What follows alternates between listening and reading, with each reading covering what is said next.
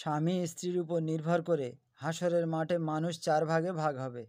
1 নম্বর, স্বামী স্ত্রী উভয়ে জান্নাতি হবে, যথা ইব্রাহিম আলাইসাল্লাম ও তার বিবি হাজেরা আলাইসাল্লাম। এখন যারা তার অনুসরণ করবে তারা জান্নাতি হবে।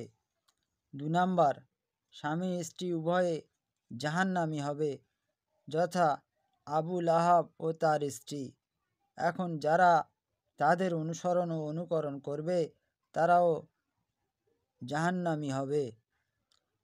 3 নম্বর, স্বামী জান্নাতি হবে, স্ত্রী জাহান্নামী হবে, যথা নূহ আলাইসাল্লাম ও তার বিবি।